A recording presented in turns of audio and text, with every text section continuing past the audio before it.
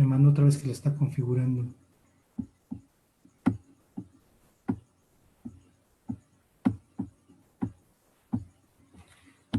Ya está ahí. Ya estoy. Perfecto. Ya, lo ve usted. Perfecto, espérame tantito. Permítame, no es que no quiera. ¿Sí me escuchan, verdad? A ver, déjale va porque se subo. Es que le puse a cerrar el micrófono. Picón está transmitiendo en vivo. Aunque sí, ya estamos. ¿Y se escuchó? Espérame tantito. ¿Qué pasó? Voy a prender esta lámpara, ¿verdad? Si quiere, sí, por favor.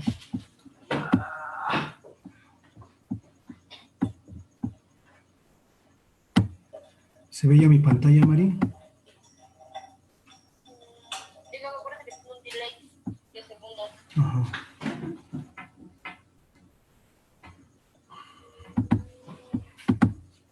Está donde vi que va a prender esta lámpara, pero...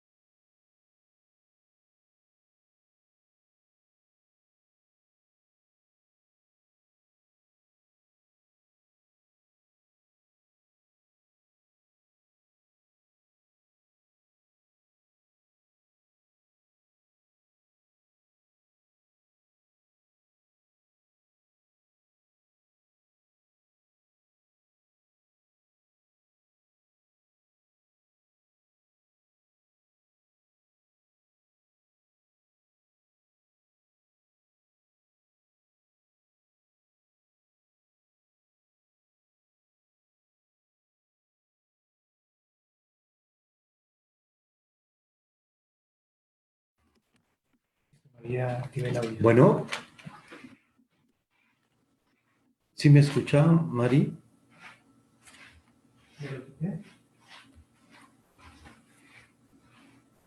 Prueba de sonido. Prueba de sonido, Mari. Bueno. Sí, ya, perfecto. Gracias, Mari, estamos en contacto. Pues estamos ahí al pendiente, gracias. Yo estoy aquí para las preguntas también. Vale. Quedan 2 minutos, no sé si. ¿No quieres agua? Sí.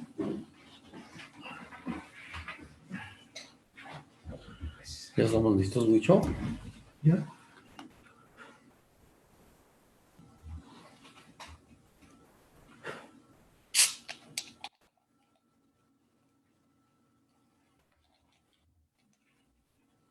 Ya puedo empezar, ¿verdad? Sí.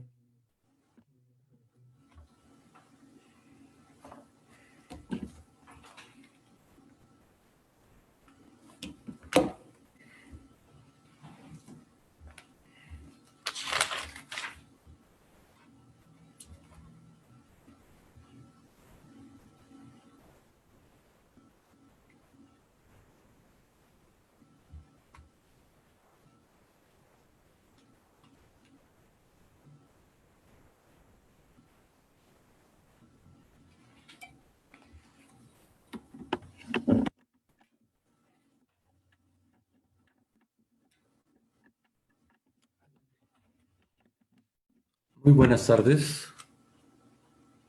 Me da mucho gusto estar con ustedes. Vamos a iniciar otra de nuestras charlas. Acuérdense que vamos a estar tratando de ser lo más constante posible con ustedes y vamos a continuar con nuestras charlas semanales. Esta charla del día de hoy está enfocada al liderazgo. Fíjense que es muy curioso porque, si se dan cuenta, es un liderazgo gerencial en seguridad y salud del trabajo. Si vemos el título, si lo observamos, diríamos, bueno, es que esta charla va orientada a líderes, a mandos medios, a gerentes, a directores. Pues sí, efectivamente creo que es un poco el enfoque, o es bastante el enfoque que está dado, pero también es muy importante comentar lo siguiente. Miren, al final nosotros, la gente que se dedica a la prevención de riesgos laborales, tiene que manejar un liderazgo, pero tiene que ser un liderazgo muy sutil, muy sensible. Es decir, soy un líder que tengo que crear líderes. Es decir, va a ser muy complejo poderle exigir a nuestros líderes que puedan administrar bien esta función. Al final, uno podría entender que la gente de seguridad y salud en el trabajo, la gente de prevención de riesgos laborales, tendría que administrar toda esta área, pero es muy complejo. Lo que vamos a tratar es tener nuestro papel de facilitadores, y en este papel de facilitadores, fíjense, nosotros vamos a tratar de preparar a nuestros líderes, es decir, tenemos que apoyarnos bien del área de capacitación, de recursos humanos, para que reforcemos sobre todo el aspecto de liderazgo, y nosotros tenemos que encauzarlo, la gente de prevención de riesgos laborales, hacia lo que es el liderazgo gerencial en seguridad y salud en trabajo. Mi nombre es Miguel Ángel Mirabete, me da mucho gusto estar con ustedes. Me presento, soy ingeniero metalúrgico, he estado ya con algunos de ustedes platicando y bueno, pues estamos muy contentos de estar aquí esta tarde con ustedes. Llevamos ya 30 años de estar presentes en el mercado nacional, inclusive en Centroamérica y en Sudamérica, y vamos a iniciar la plática. Cuando hablamos de liderazgo, vamos a estar tocando varios temas importantes. El liderazgo es una cuestión, es una parte de las inteligencias. Fíjense qué curioso. Hay un autor que se lo recomiendo, que se llama Howard Gardner, que habla de las diferentes inteligencias en el ser humano. ¿Esto qué quiere decir? Él nos comenta que por lo menos hay más de 100 inteligencias en el ser humano. Este libro es interesante, se llama Las múltiples inteligencias en el ser humano, porque lo que él trata es de contradecir que la única inteligencia que se tiene es la racional, es decir, desde el punto de vista de coeficiente intelectual. Y bueno, muchas veces te hacen un examen de coeficiente intelectual y bueno, resulta que sale un resultado, pero es muy frío. Este señor, que es un doctor en psicología en Harvard, ha podido estudiar, ha podido demostrar que existen diferentes inteligencias. Y la inteligencia que toca mucho el aspecto del liderazgo tiene dos partes de una inteligencia, una que es la inteligencia interpersonal y la inteligencia intrapersonal. Es decir, esta es una característica que la podemos traer inclusive en un ADN.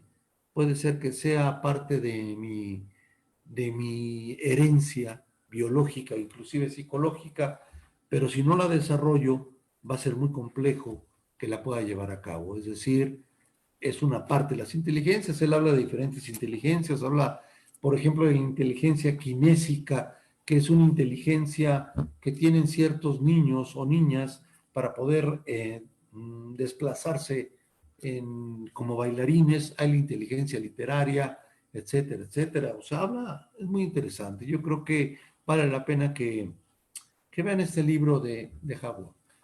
Ahora, esta inteligencia interpersonal, tiene tres características importantes. Es decir, lo que dice este autor es que para poder desarrollar y poder encumbrar esa inteligencia, se tienen tres variables importantes. Una sería la autocrítica.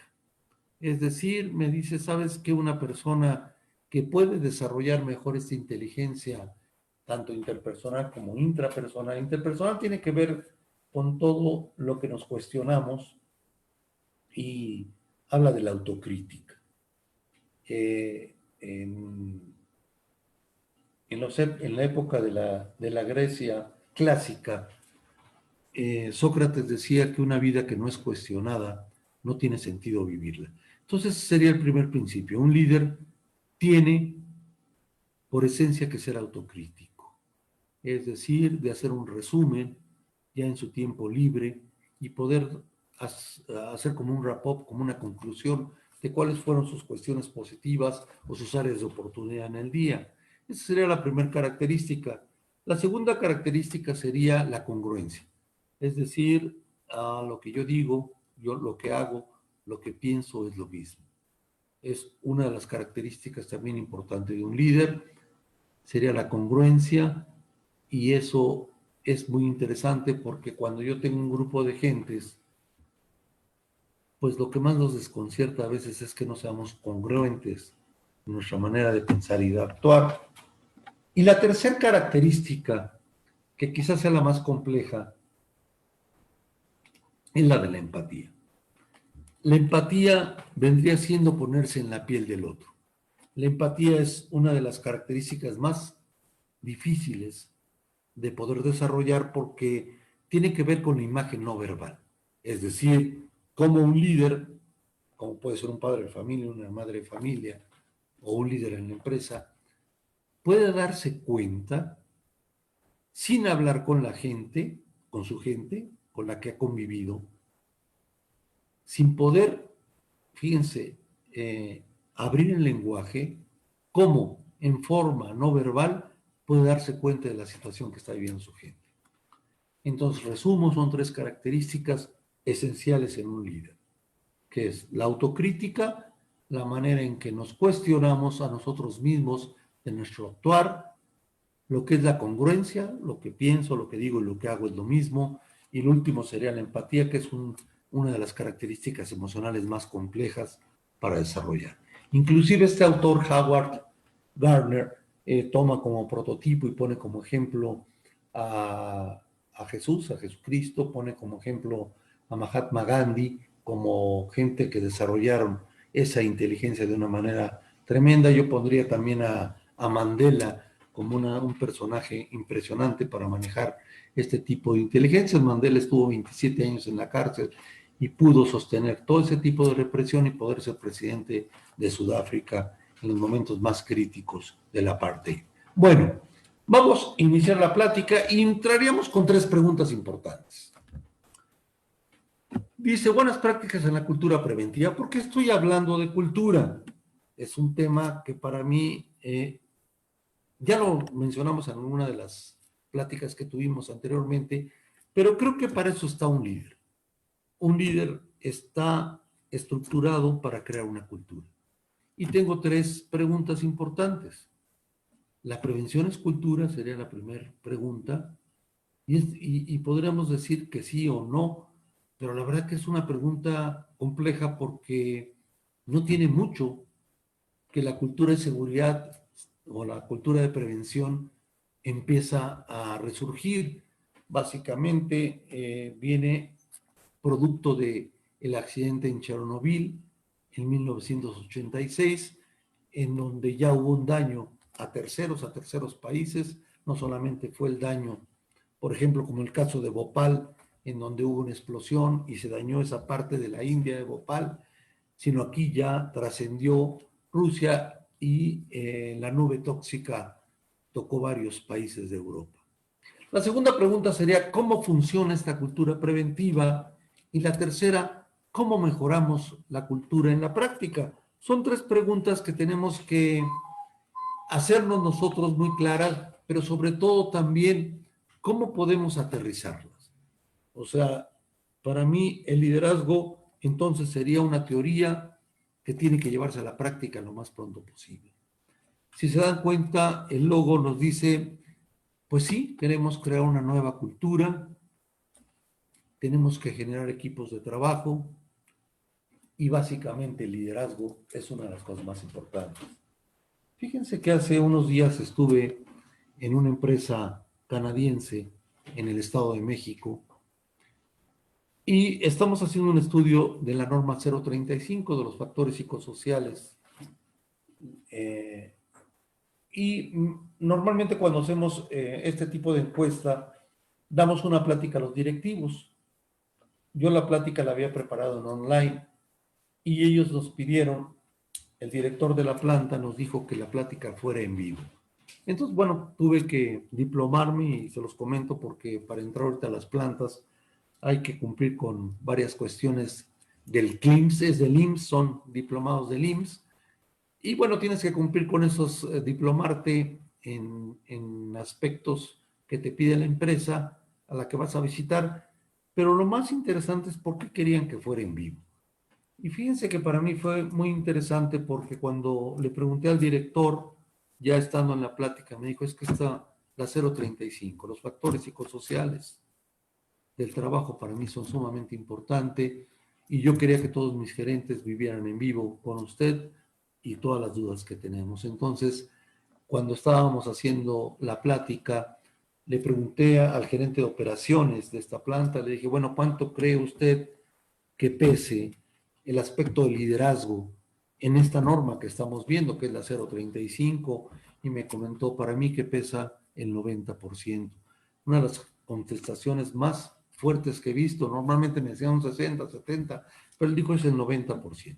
O sea, si la cabeza se mueve, los pies se mueven, ¿no? Entonces tengo estas tres preguntas y vamos a iniciar. Miren, la prevención es cultura. Si vemos esta gráfica, estamos viendo tres puntos esenciales. La tecnología, los sistemas y la cultura. Si se dan cuenta, son tres olas que lleva la historia de la prevención de riesgos laborales. Es decir, al principio fue una tecnología muy fuerte.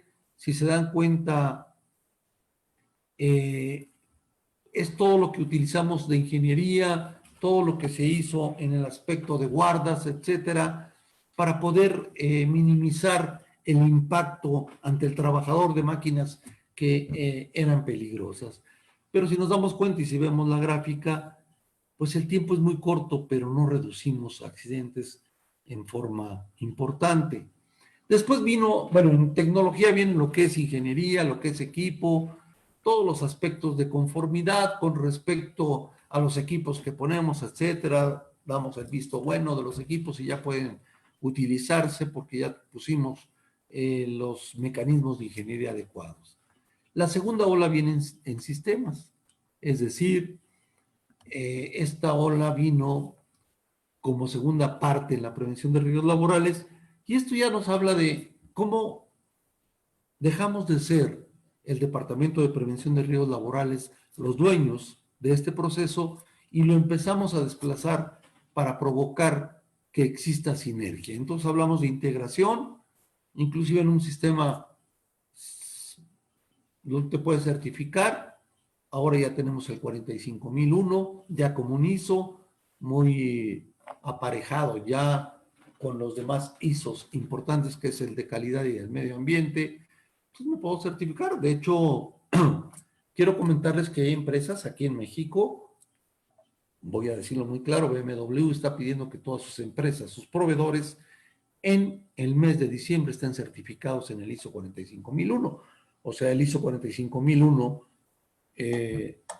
versión 2018, ya es certificable en el 2020.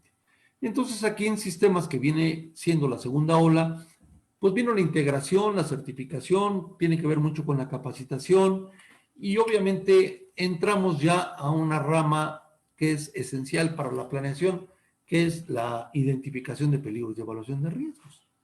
La tercera ola, que vamos a decir que viene en los años 90, entramos a la cultura. Y fíjense que aquí ya entramos a un aspecto muy complejo, porque aquí lo que queremos es un cambio de actitudes. pero un cambio de actitudes que vaya desde la máxima autoridad hasta la categoría más modesta, incluyendo contratistas, etc. Y entonces aquí ya empezamos a hablar de comportamientos. Acuérdense que hay una diferencia fundamental entre lo que es una actitud y un comportamiento. La actitud es un producto de mi modelo mental, de la manera en que yo veo la realidad, que a la vez es un producto de mi cultura, o sea, dónde nací, cuál fue mi preparación, cuáles fueron mis experiencias. Eso provoca mis modelos mentales.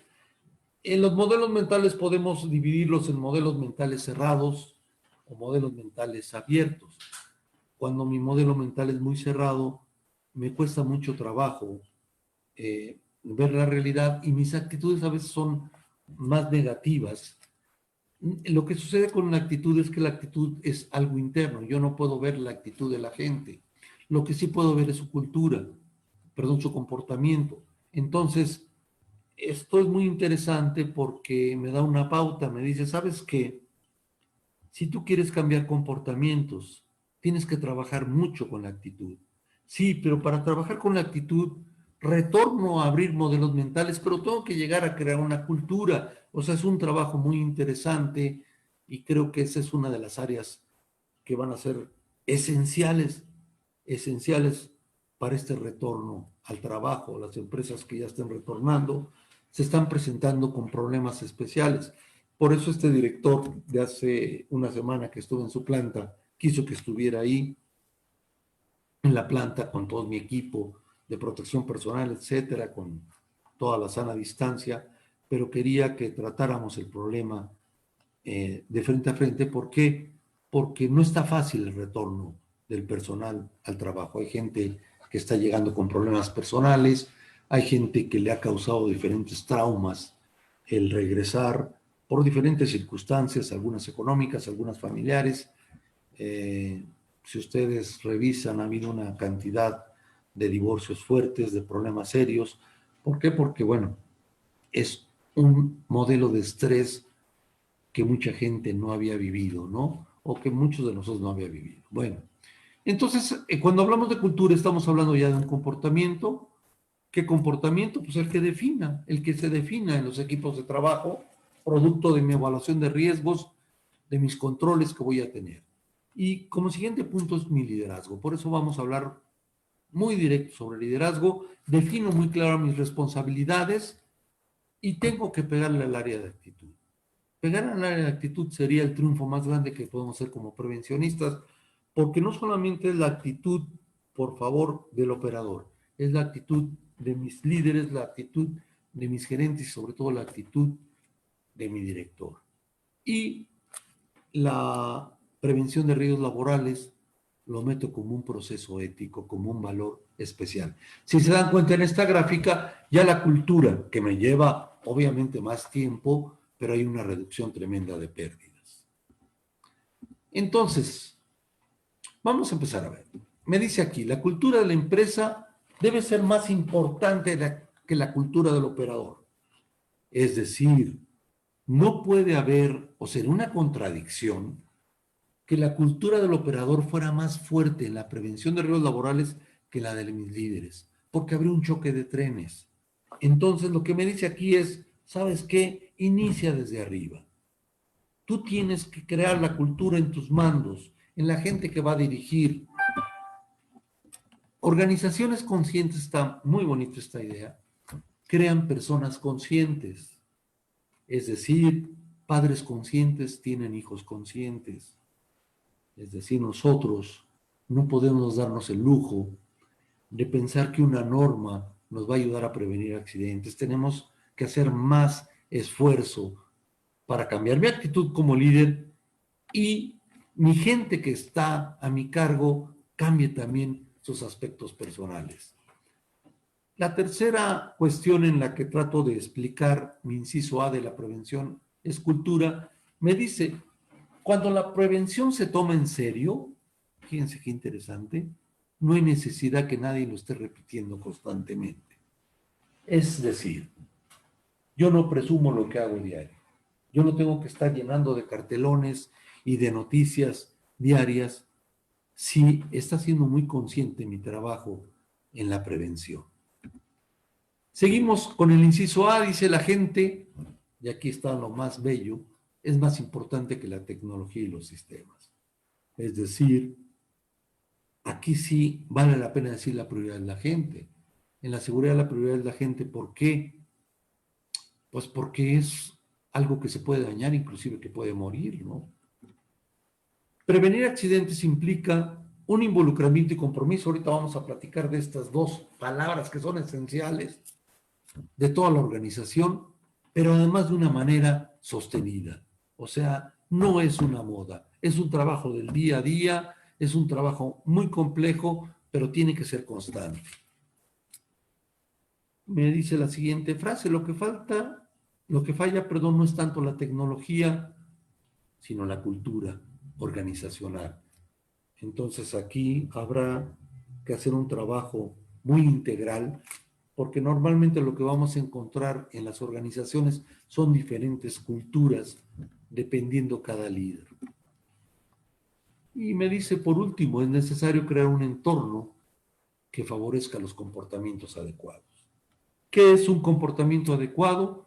Es el comportamiento que tanto líderes como el Departamento de Seguridad y Salud en el Trabajo, con el médico, con los equipos de trabajo, con operadores o con contratistas, dependiendo, hayan decidido cuál es la manera en que nos vamos a comportar en ciertas tareas críticas, en ciertos procedimientos o estándares, en ciertas cuestiones de salud ocupacional, en ciertas cuestiones de gestión del cambio, cuáles son los comportamientos que necesitamos definirlos y estarlos observando. Y vamos a ver ahorita entonces cómo nos involucramos, cómo logramos que mis líderes se involucren. Fíjense que esta es una pregunta que es muy común que me hagan esta inquietud los directores. Y la vamos a ver de esta manera. El involucramiento tiene tres áreas importantes. Tengo que crear una autonomía, tengo que crear una competencia como líder y tengo que crear también una afinidad. Es decir, entonces, me voy por partes. Esta característica debe ser la manera en que yo voy a lograr el involucramiento y compromiso de mis líderes. Y me dice, bueno, tengo que apoyar la autonomía, tengo que aprender a escuchar, tengo que permitir que la gente trabaje a su ritmo, tengo que aumentar recursos, que la gente se sienta motivada en lo que está haciendo. Depende mucho de la manera en que me estoy comunicando, del lenguaje informativo. El lenguaje, por favor, recuerden que es lo que nos hace seres humanos. O sea, el ser humano trasciende como el animal racional en el sentido que inventa el lenguaje, ¿no? Promueve los valores. Y cuando hablo de valores éticos. Pero lo hace el líder en forma real, no en demagogia. Y me dice, reconoce y acepta, pues expresiones que a veces la gente no está de acuerdo con nosotros, es decir, estamos abiertos al cambio. Mi modelo mental como líder es un modelo mental abierto y escucho reflexiones. Yo siempre he creído que el conflicto, cuando en verdad es un conflicto, es un área de oportunidad muy interesante porque nos ayuda a enfrentarnos a características que no estábamos acostumbrados. Voy a poner un ejemplo. Esta pandemia en la que estamos viviendo en estos momentos, creo uno de los problemas más graves es que perdimos la idea de certidumbre. Es decir, entramos en la incertidumbre. Normalmente cuando estamos en una vida normal, si podemos llamar vida normal, podemos decir, bueno, dentro de 15 días o 2 meses se va a lograr esto. Pero cuando entras en una incertidumbre, el ser humano entra quizás en uno de los atolladeros más grandes. Y esto nos provoca reflexionar. Reflexionar qué he hecho en mi vida, voy a convivir con mi familia, con mis hijos, que a lo mejor no había tenido esa oportunidad, pero también lo llevo a mi vida profesional, o sea, ¿qué estoy haciendo en el trabajo? En verdad, es la profesión que yo quiero hacer, la de prevención de riesgos, porque yo esta profesión a veces la veo un poco patológica, ¿no? O sea, yo a veces digo, bueno, es como si un japonés se dedicara a ser torero en Japón, ¿no? O sea, a veces es muy complejo este tipo de profesión. Nos vamos al segundo, que es la competencia. La competencia es otra característica esencial del líder. Entonces aquí tiene que comunicar muy claro qué expectativas, qué procedimientos quiero que se lleven a cabo, los más sencillos posible. Acuérdense que los procedimientos siempre tienen que ser realizados con los operadores. Trato de que la gente desarrolle, le provoco que tenga desafíos óptimos, que estén de acuerdo a sus habilidades y competencias, que la vida les sea un reto, que no sea tan burocrático mi trabajo. Proporciono comunicación, aliento, recomendaciones, voy dando pistas para que la gente pueda crecer, ¿no? Eso es lo interesante. Eh, Vamos a referirnos a nuestros propios hijos. ¿Cómo hacemos para descubrir la inteligencia que tiene mi hijo o mi hija? ¿Cómo puedo hacer para que él tenga otros intereses?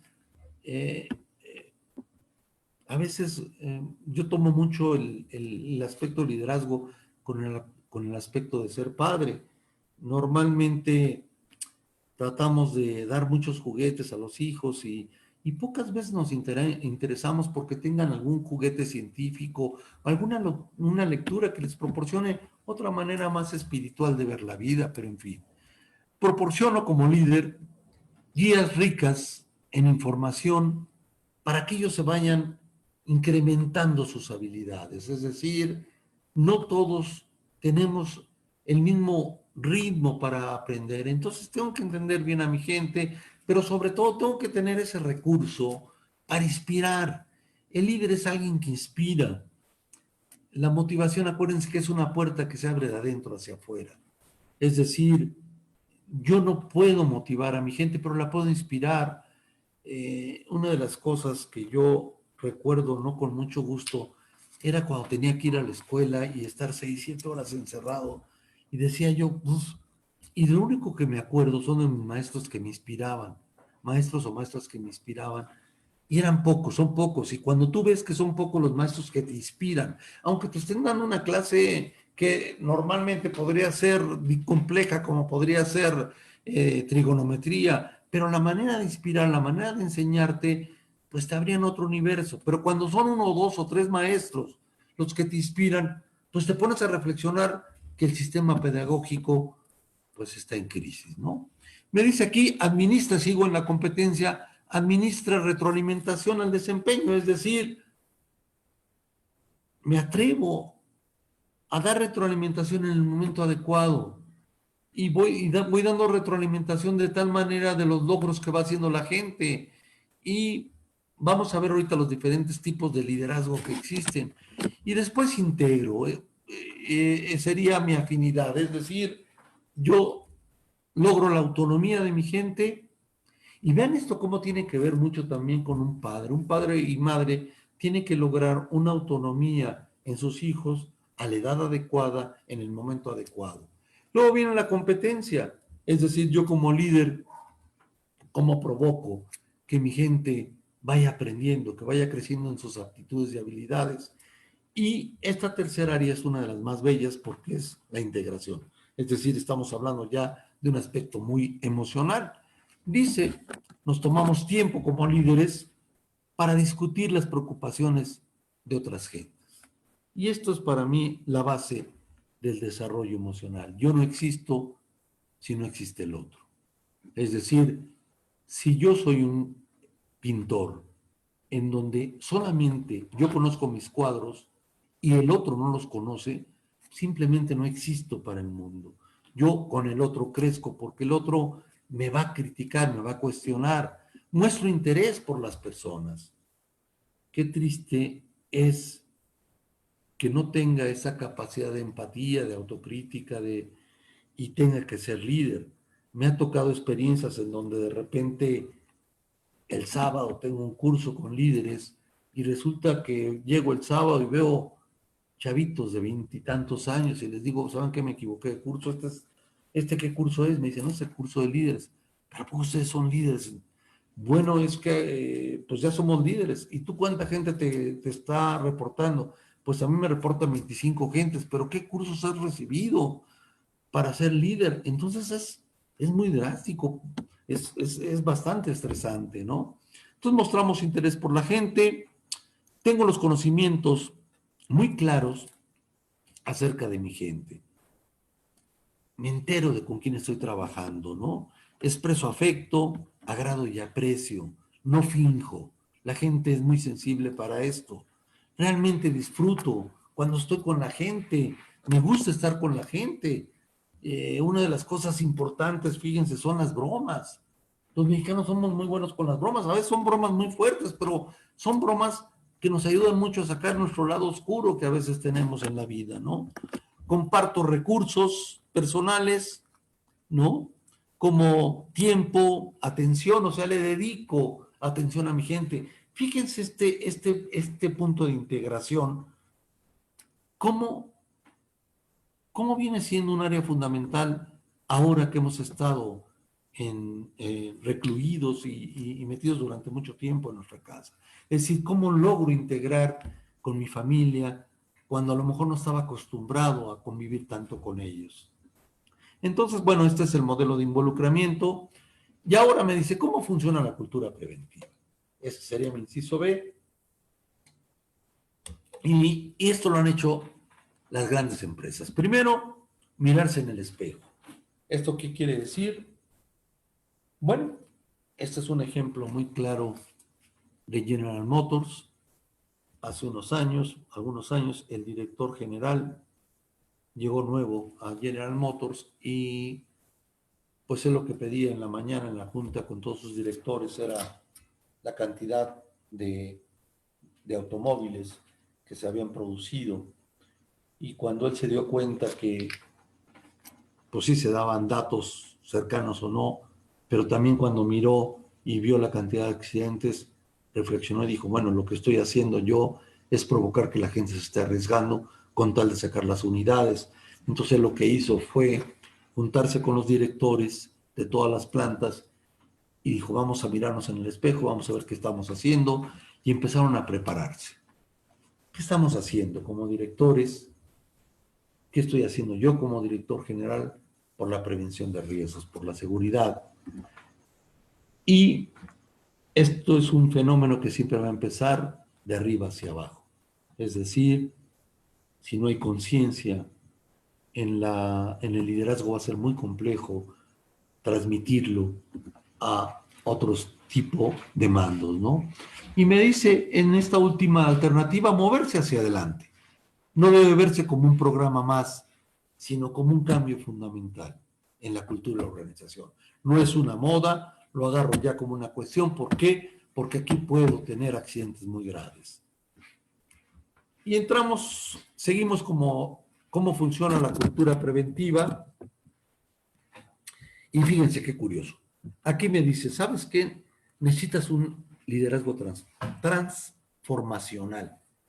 Este liderazgo transformacional es interesante porque es un liderazgo en donde me está exigiendo que mi líder tenga una educación muy amplia, que sea un tipo bastante preparado, que tenga mucha curiosidad en este liderazgo transformacional, que sea una gente con entusiasmo, que es una gente que tenga una autoestima sana, que tenga una voluntad tremenda de arriesgarse, no en el peligro, por favor, de arriesgarse a hacer cambios en la manera de ver la prevención, que vea su crecimiento a largo plazo, que tenga una dedicación tremenda y le guste el buscar la excelencia, que sea un tipo con una visión muy clara y con valores importantes. Esa sería más o menos la idea de un liderazgo transformacional. Luego viene el liderazgo transaccional.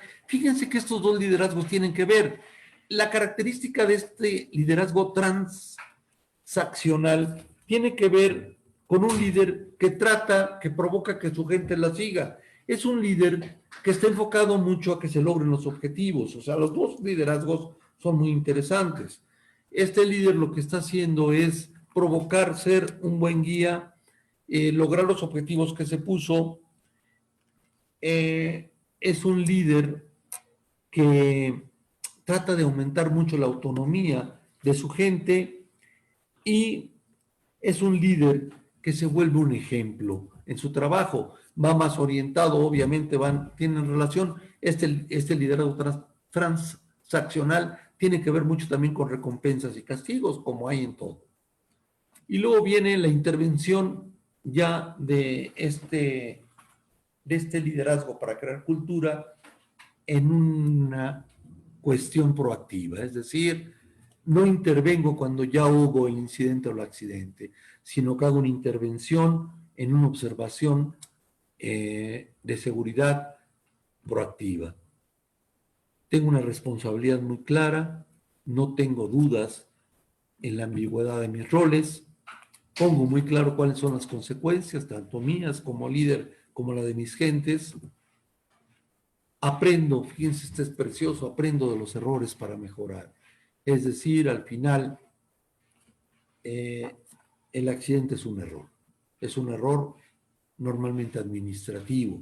Entonces, bueno, pues tengo que mejorar, ¿no? Y me dice, pues me dedico a buscar la mejora continua. Y la mejora continua, por nosotros, por lo menos nosotros en PRICON, la vemos como la observación del comportamiento.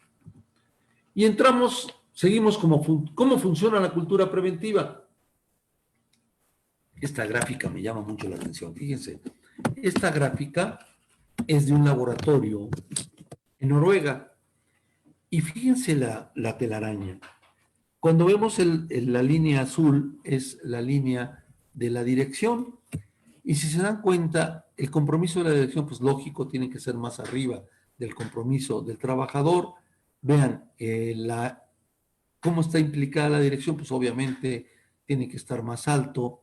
El trato justo, pues es completamente administrativo. Aquí nos va a decir la regla del 80-20, el 80-20 lo tiene la dirección, ¿no? Un compromiso colectivo, ahí sí, ahí es el único punto donde sí se une con el compromiso del trabajador porque lo ha logrado el líder. La conciencia del riesgo, estos son los puntos más interesantes. Es decir, la conciencia del riesgo debe ser más alta en el líder que en el trabajador, ¿no?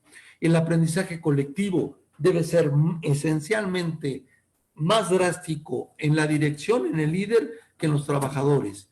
Y nos queda por último lo que es la confianza en la prevención. El líder debe tener casi su máxima confianza en lo que está haciendo. Entonces, una gráfica muy interesante, ¿no?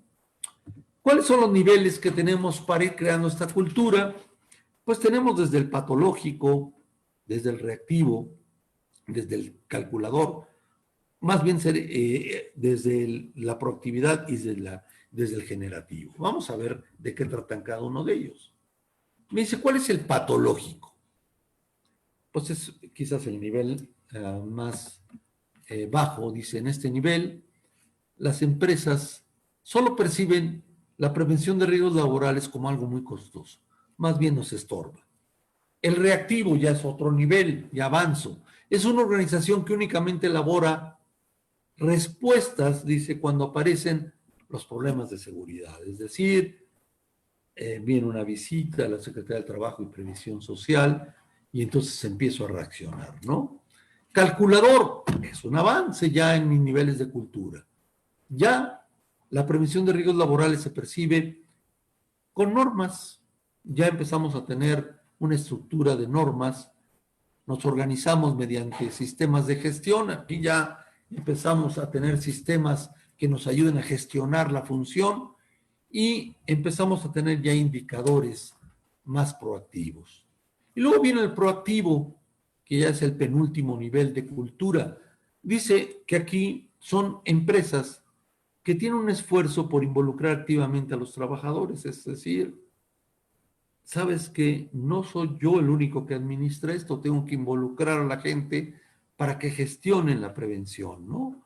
Y la seguridad viene siendo una preocupación fundamental para toda la organización, incluyendo lo que suceda con los contratistas, ¿no? Y el generativo me dice que las organizaciones generativas tienen un desasosiego crónico, es decir, respecto a la seguridad y salud del trabajo, es decir, en ningún momento dejan o ponen en segundo plano su preocupación sobre esto. El desasosiego quiere decir es que están interesados, involucrados totalmente en esto, utilizan indicadores ya proactivos, ¿no?, de esfuerzo preventivo, que son casi el 90%, y obviamente ellos ya ven la prevención de riesgos como un valor ético y que debe ser compartido por toda la organización, incluyendo visitantes. ¿Cómo mejorar la cultura? Sería mi inciso C, antes de entrar, y me dice, ¿sabes qué? No es fácil. No es fácil hacer este cambio porque hay 6 variables, hay 5 variables que son sumamente importantes. Me dice que para poder hacer este cambio necesito crear una visión, necesito desarrollar habilidades, necesito tener incentivos, necesito generar recursos tanto financieros como humanos y necesito tener un plan estratégico. Hace unas semanas o un mes estuvimos hablando de una planeación estratégica en seguridad y salud en el trabajo. ¿Qué sucede cuando no hay una visión?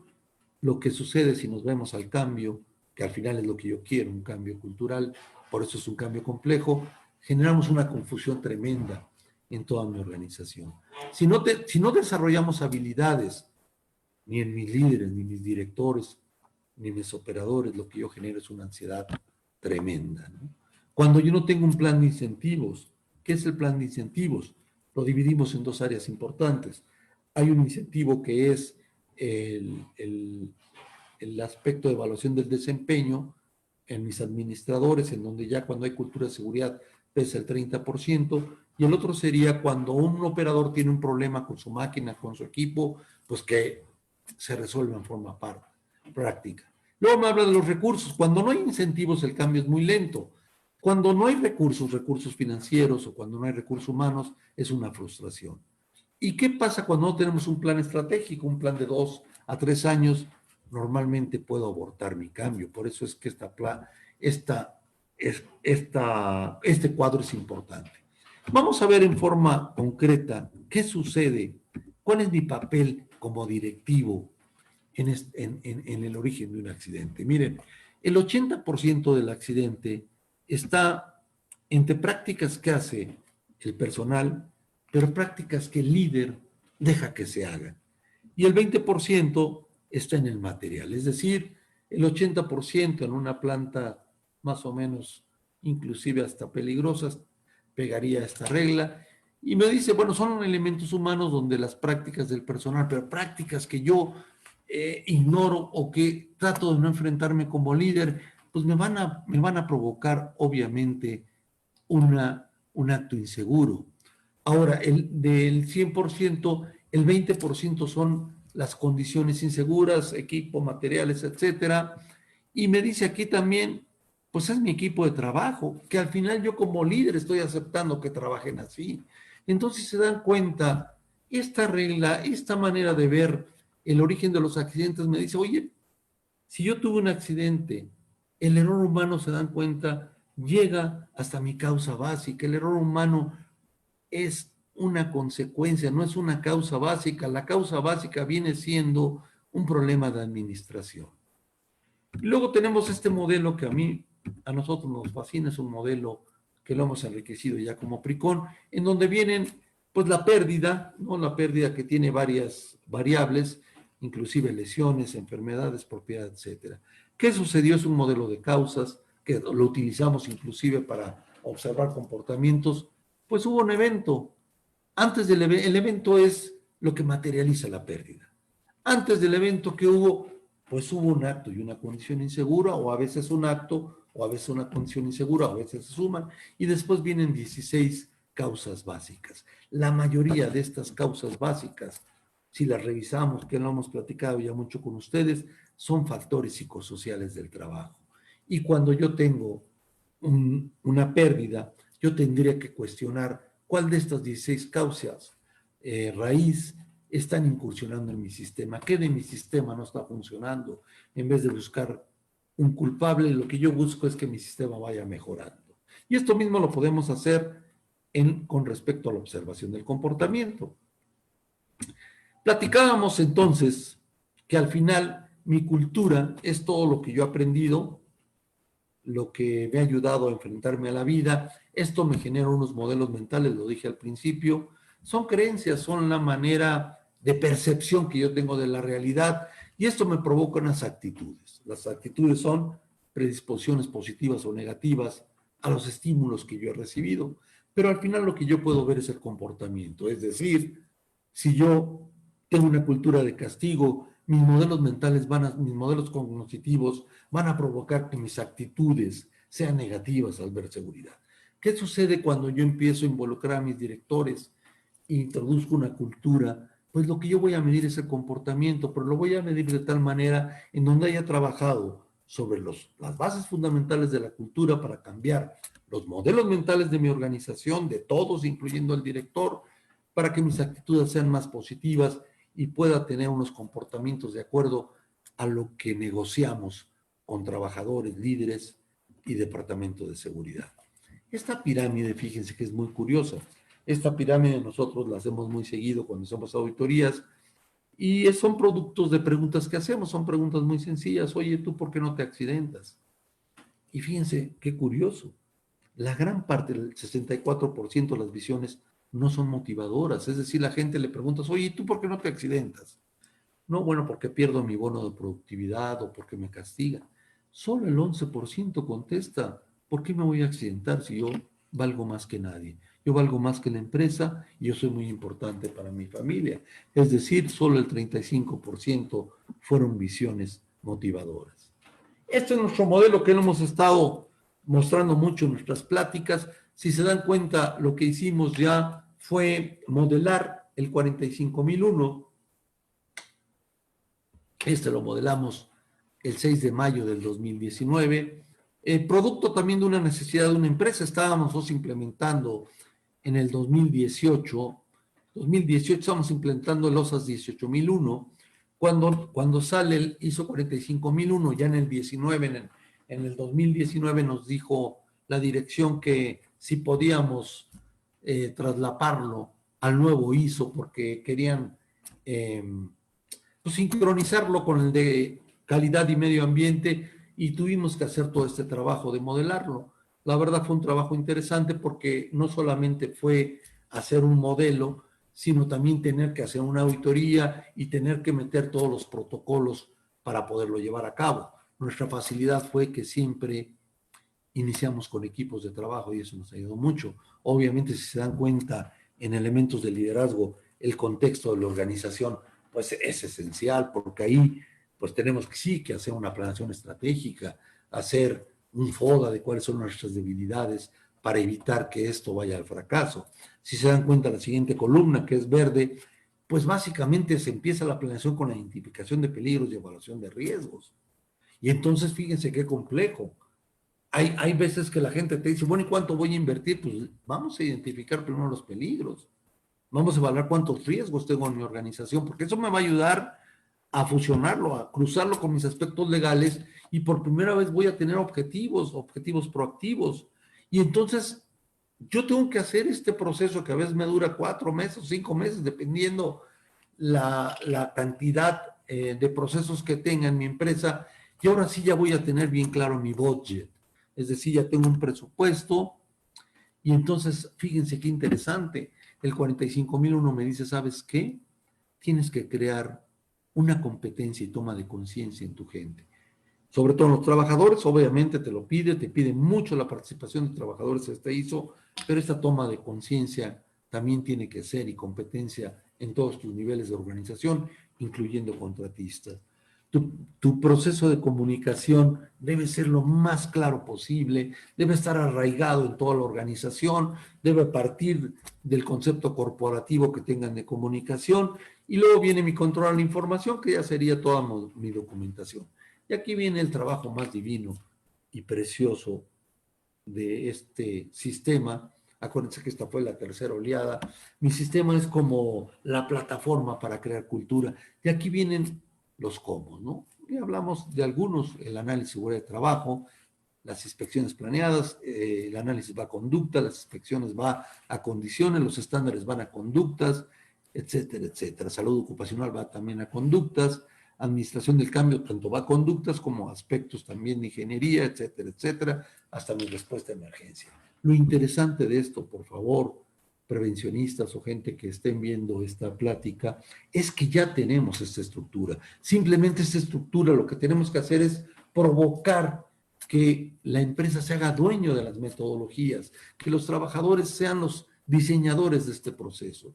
Y ya cuando tenemos una madurez, es decir, cuando existe un 60% de calificación en una auditoría nueva, entonces podemos decir que ya tenemos una idea de cuáles son, de la madurez de los controles operacionales, y entonces ya puedo pasar a mi mejora, en donde ya entraré la medición del desempeño, ya hago observaciones del comportamiento, critico todo mi sistema, no cuando sucede un accidente, simplemente cuando suceda una desviación de los procedimientos que ya tengo para observar, ¿no? Preparo a mis equipos de trabajo que están incluidos líderes y supervisores para convertirlos en auditores internos, y preparo a mi dirección y a mis líderes para que sepan hacer por lo menos 2 a 3 veces la revisión general del sistema. Este ya es el ISO 45000, una chulada, ¿no? Y bueno, aquí ya lo expliqué, básicamente fíjense cómo me parte de liderazgo y participación de los trabajadores, y hace un ciclo de Deming que, bueno, ustedes ya lo conocen bien, pero este ISO creo que vale la pena recapacitarlo, porque yo creo que da una plataforma muy interesante para una nueva visión. Y sobre todo les quiero comentar algo. Creo que se va a volver más exigente los aspectos de prevención, porque vamos a tener retornos complicados de gente que pudo haber tenido algunos traumas o cuestiones postraumáticas, porque pues es un virus que ha creado una problemática muy compleja porque no es tan difícil de adquirirlo, ¿no? Entonces, bueno, creo que es un área de oportunidad tremenda para los profesionales de la prevención de riesgos, para lo que viene nuevo. Yo no lo vería como una frustración, lo vería como un área de oportunidad, como un deseo de prepararme más y de hacer cambios fundamentales. Al final, lo que yo quiero es que mis líderes se conviertan en administradores de riesgos puros. Es decir, yo lo que quiero es que cualquiera de mis líderes, el líder es aquella persona que tiene 1 o 2 personas mínimo ya reportándole, y dependiendo de los peligros, lo que yo quiero es que sepa identificar peligros, este líder, que sepa evaluar riesgos, y que con su gente empiece a desarrollar controles con la ayuda del Departamento de Seguridad y Servicio Médico. Tengo las famosas 4 T's. Bueno, pues transfiero un riesgo. ¿Qué es transferir un riesgo? No me quito del riesgo, por favor, pero no tengo la posibilidad económica de que si ese riesgo se llega a materializar, le pueda hacer frente. El primer riesgo que se transfiere en la República Mexicana es el accidente de trabajo. Por eso tenemos ese riesgo, lo pasamos a Seguro Social, y nosotros tenemos que pagar una cantidad dependiendo la clasificación que tenga. O lo puedo pasar, por ejemplo, el riesgo contra incendio, pues me aseguro también, con maquiladores, con proveedores. Tolerar un riesgo es uno de los problemas muy complejos, porque es decir, pues voy a vivir con este riesgo, ya no puedo hacer más y necesito hacer un trabajo muy interesante. Aquí los factores psicosociales del trabajo son sumamente esenciales. Tolerar un riesgo es decir, voy a vivir con estos riesgos. El riesgo cero, discúlpenme, no existe. Luego viene el tratar. El tratar es cómo sistematizo. ¿Cómo voy a tratar de minimizar? ¿Cómo voy a reducir, ¿no? Y transformar esos riesgos para poder tener más satisfacción en lo que hago? Y bueno, ojalá podamos terminar con algunos riesgos, por eso es mi última T. Y después de hacer este proceso, fíjense que mi siguiente paso es crear un budget, crear un financiamiento de este proceso, y lo paso cuando ya haya hecho todo esto a mi mejora, es decir, ya observo los controles operacionales, ya hago medición del seguimiento, ya hago auditorías, etcétera, etcétera, inclusive mis revisiones gerenciales. Pero esto sería para mí el sueño de un prevencionista, poder provocar que sus líderes se vuelvan administradores del riesgo puro, así se le llama al accidente. Ese es un ejemplo, pongo un ejemplo porque es un riesgo biológico lo que estamos viviendo ahora, ¿no?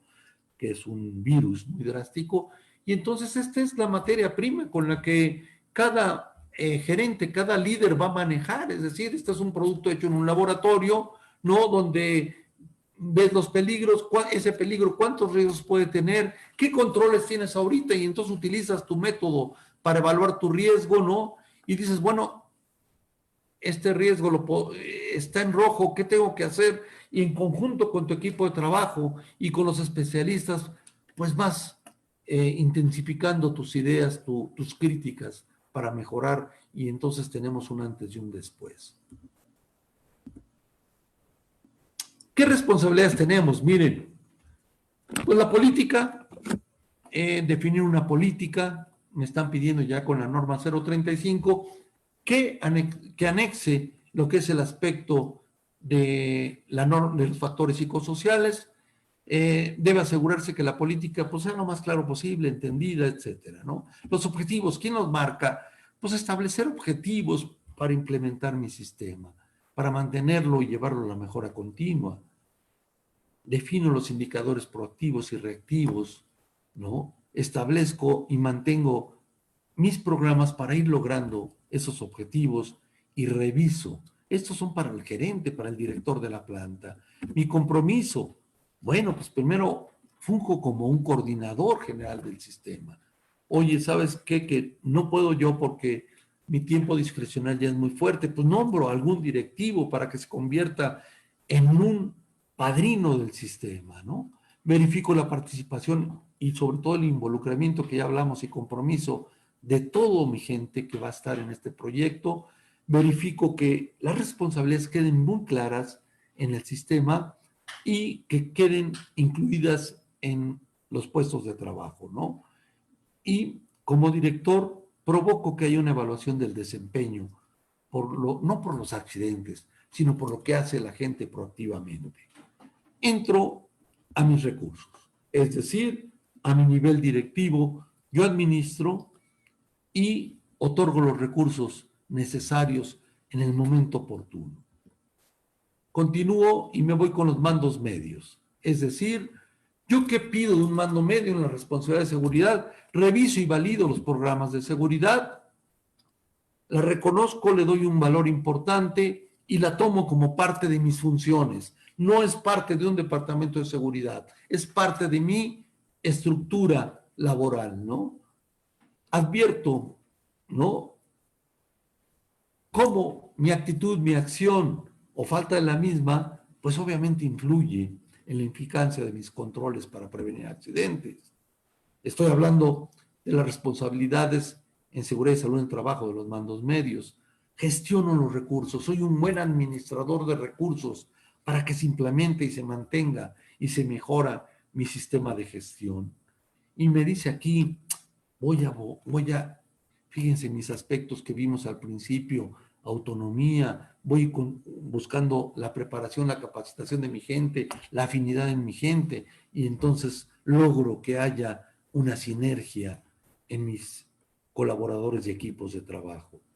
Continúo y me dice, bueno, además tengo que verificar los avances. Yo tengo que darle una explicación como gerente a mi director o mi líder a mi gerente, qué es lo que está pasando, ¿no? Mediante auditorías periódicas. Verifico que el personal que esté en todos los niveles de mi organización tenga bien claro su toma de conciencia, ¿no? Adquiera las habilidades y aptitudes para ser seguros y ser con calidad mi trabajo, ¿no? Soy congruente con lo que digo, ¿no? Esas fueron las características que pedimos desde un principio. Soy muy claro, cuando tengo el mejor poder es aquel es aquel que no se está reflejando diario, pero cuando tengo que aplicar la autoridad la aplico. Y muestro con autoridad que no estoy dispuesto a que la gente corra riesgos, ¿no? Con tal de sacar la producción.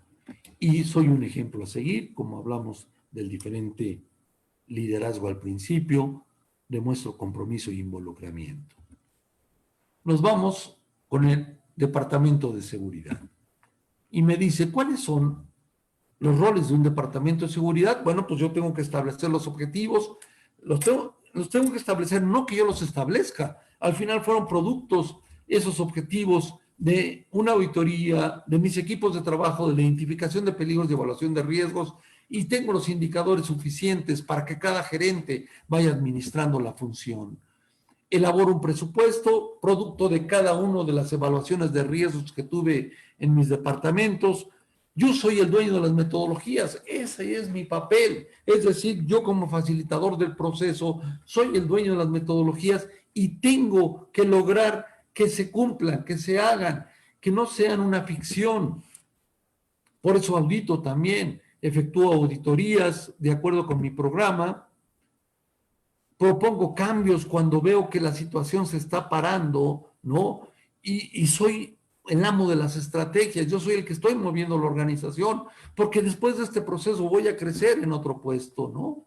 Presento informes mensuales para apoyar a mis gerentes a que ellos hagan una presentación al director, ¿no? Sobre todo de los avances y necesidades del sistema, ¿no?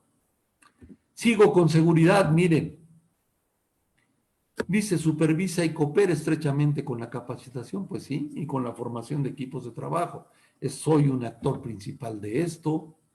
Aseguro que se cumplan los requisitos legales, aseguro, porque hago auditorías, no es porque yo tenga que irme a la secretaría a pelearme con cuestiones, hago a cada uno de los gerentes responsables de acuerdo a la problemática legal que tenga, de acuerdo a la norma, a las normas que tenga que cumplir. Coordino, obviamente, los elementos de investigación. Yo no hago la investigación, la coordino. Soy un apoyo para la investigación de accidentes, que se cumpla la metodología, que los estándares sean lo más claro posible, porque eso los quiso la gente. Y la preparación para emergencias sí cae en mi área de trabajo, ¿no?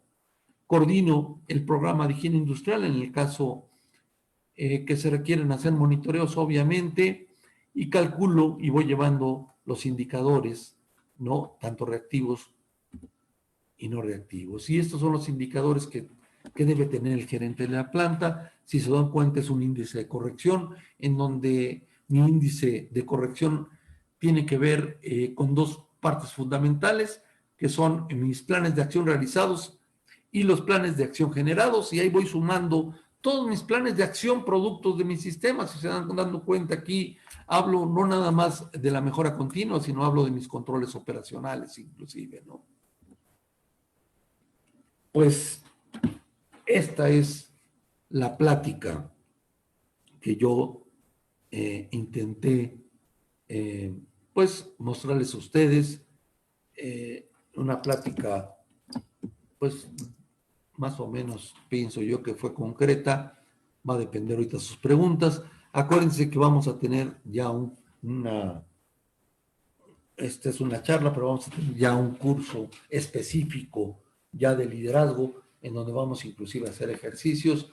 Este curso ya está puesto en nuestra página de Pricon, y este curso, bueno, esta es una plática, es una charla que con mucho gusto lo estamos dando, pero el curso ya va a tener una intensidad de 4 horas, ¿no? Entonces me gustaría aprovechar estos minutos que todavía estamos aquí con ustedes para ver si tienen alguna duda, alguna pregunta, alguna queja, en fin, adelante, por favor. Ahí está también nuestra página.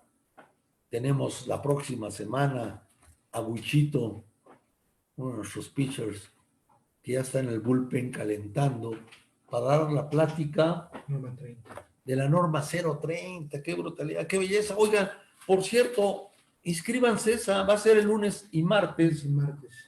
Va a ser de 4 horas, porque es muy importante. Miren, ahorita está frecuentando visitas la Secretaría de Trabajo a las empresas, sobre todo verificando las condiciones del retorno favorable, pero está exigiendo, déjenme decirles, porque esto es cierto, estamos teniendo ya apoyos a empresas, están pidiendo la 030, están pidiendo, a ver, díganme, qué están haciendo con la norma 030. Entonces va a ser una plática en donde José Luis, pues, es un experto en esta materia. No sé si hay alguna pregunta o no sé si fui demasiado complejo o muy claro. Dice Lucero Cruz, son los 2 días del curso de NOM 030. Sí.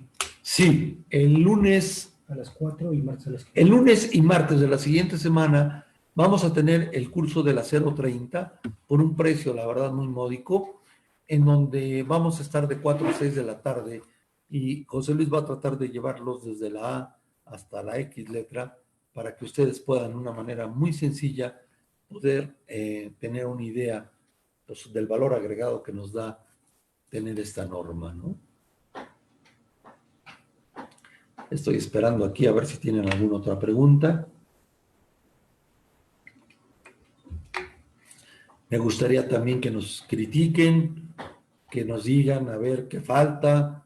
Sobre todo ahorita es muy buena su retroalimentación. Les voy a decir por qué. Porque este mismo curso lo vamos a dar, pero ya en forma, pues, de curso. Va a durar 4 horas y vamos a hacer ejercicios. Y me gustaría que invitaran a sus líderes, por favor. Si hay gente de seguridad, me da mucho gusto que hayan estado. Pero esto va muy orientado también a nuestros líderes, inclusive a nuestros directores. Fíjense que ahora que estuve en esta planta dando una introducción a los factores psicosociales, fue muy interesante hacer un ejercicio de liderazgo. Estaba el Departamento de Seguridad en ese grupo, eran aproximadamente 14 gentes con nuestra sana distancia. Y el ejercicio fue muy claro porque hablamos de liderazgo situacional en seguridad y salud en el trabajo y la conclusión del director de la planta fue muy clara. Dijo, bueno, ya me quedó claro que este no es un papel del Departamento de Seguridad, ¿no? Entonces, aparte de que hablamos de los diferentes factores psicosociales, inclusive de los riesgos psicosociales como estrés, y en el estrés, pues lo que viene el mobbing, lo que viene el burnout, lo que viene la violencia laboral y cómo vamos a hacer las encuestas con los trabajadores. Bueno, fue muy interesante haber intercambiado el papel con los líderes. Estoy aquí esperando a Huichito si me dice si hay alguna pregunta. Esas son las interacciones que tiene la gente, no sé. A ver, permítanme, me están presentando aquí. Está Gabriel Reyes, me dice saludos. Ah, el Toluquito, buena onda. El Charro, Alfredo Cervantes Valderas, saludos, me dice aquí Lucero Cruz. Dice, ¿son los días del curso de la NOM 030? Sí, es lunes y martes, ya lo he dicho. Aquí está Humberto Loveráis, que dice, como siempre, excelente plática, miren, fíjense nada más, ni mis padres me quieren tanto. Lucero Cruz, muy interesante la plática, muy enriquecedora, no había tenido la oportunidad de escucharle. Pues, Lucero, hacemos todo lo posible por tratar de, miren, de una cosa bien importante. No tenemos la verdad, pero para nada, para nada. Lo único que estamos tratando de hacer es transmitirle nuestras experiencias. Hemos tenido mucha oportunidad de estar con líderes. ¿Por qué? Porque hemos tenido casi 40 intervenciones de apoyo de sistemas de seguridad en 30 años ya que llevamos en el mercado. Me ha tocado mucho estar con pues muchos de nosotros, con directores, con gerentes, con líderes, y ha sido muy interesante tanto en empresas japonesas como mexicanas, como norteamericanas. Hemos estado con empresas francesas, con directivos tanto mexicanos como extranjeros. Hemos estado, fíjense, en el extranjero también. Estuvimos hablando de esto, inclusive en Ecuador nos tocó hablar con los directivos de Petroecuador y les gusta mucho la manera en que nosotros enfocamos el concepto de liderazgo y creo que es un papel interesante. Yo los invito a que reflexionemos muy bien lo que va a venir. Creo que, como todo, hay áreas de oportunidad y también hay amenazas en este nuevo cambio que va a haber. Yo lo veo como un área de oportunidad porque creo que van a voltear más a ver la prevención, porque vamos a tener un ambiente enrarecido muy fuerte en las empresas de trabajo. Vuelvo a comentar que en la plática que yo tenía que dar en esta empresa la semana pasada iba a ser online y el director dijo, no, que venga este señor, y ya me tuve que llevar todos mis aspectos, tuve que acreditarme en el KIMS, ¿no? Para poder entrar, y etcétera, etcétera, pero es lo que quería era vivir en vivo con sus directivos. ¿Cuál es el papel de los factores psicosociales? Por favor, lean bien los factores psicosociales, porque ahí va a venir una de las grandes broncas para finales de año y para los próximos años. La pandemia yo pienso que va a quedarse un buen tiempo en el mundo, entonces tenemos que vivir con estas características. Me despido de ustedes. Compartir el video. ¿Perdón? Que le den compartir el video. Que le den compartir al video, por favor. Me dio mucho gusto estar con ustedes. Tenemos gente que nos estima mucho, nosotros también. Y por favor, cualquier pregunta que tengan que hacernos, aunque no sea ahorita, ahí está nuestro mail. Por favor, háganos llegar, ¿no? A ver, permítanme. Al doctor Martens, también que está en España. Fíjense, hasta España estamos llegando.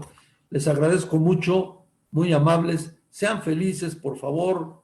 Reflexionen lo que está pasando. Acuérdense que la reflexión tiene que ver con la filosofía, y la filosofía tiene que ver con rascarnos donde no hay picazón, fíjense. Eso es lo bonito de la filosofía. La filosofía es decir, oye, en verdad estoy cumpliendo mi papel como prevencionista, en verdad soy un buen padre de familia, soy un buen ser humano. Fíjense que más que bueno o malo, decía, ya para terminar, un psicólogo, Jung, yo lo que quiero ser es un hombre completo. No sé si es bueno o malo, pero quiero ser un ser humano completo y ojalá podamos lograrlo. Este país tiene que ir cambiando poco a poco. Muchas gracias. Felicidades a todos.